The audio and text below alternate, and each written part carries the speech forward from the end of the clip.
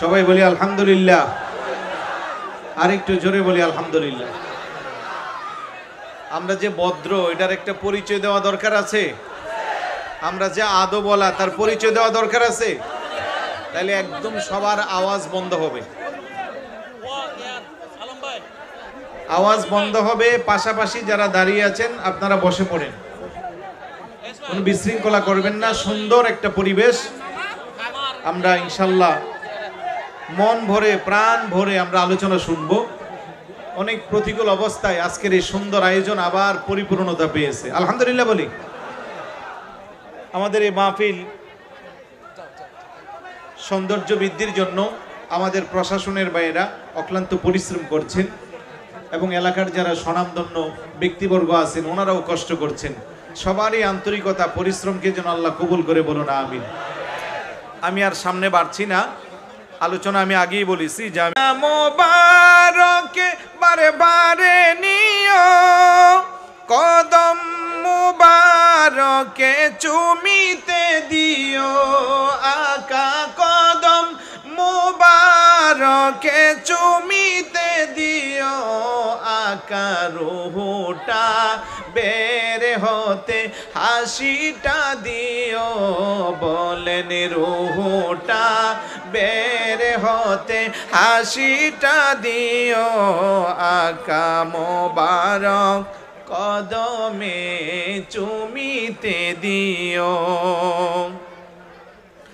আবু বকর উমর উসমান হতে পারি নাই, বেলায়েতের সম্রাট যিনি ওই রকম প্রেম নাই, আকা বেলায়েতের সম্রাট যিনি ওই রকম প্রেম নাই, হাই হাই গোলামে যারা তাদের সাথে আমায় রাখিও, বলেন গোলামে যারা তাদের সাথে আমায় রাখিও, আকা মোবারক কদমে চুমিতে দিও, বলেন মরণে চেহারা মোবারক দেখিও, আকা কাছে বসে কালে মাটা পরিয়ে দিও, বলেন কাছে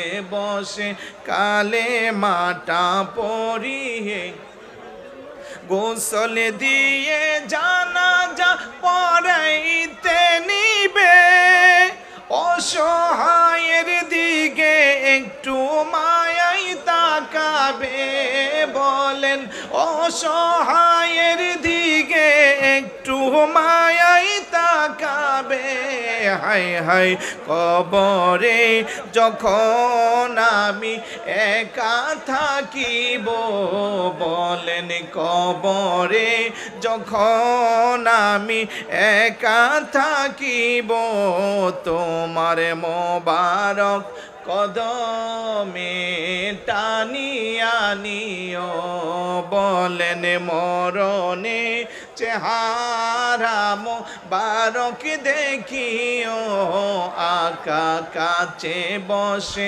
কালে মাটা পরিয়ে দিও। জোরে বলি মারহাবা, আর একটু জোরে বলি মারহাবা।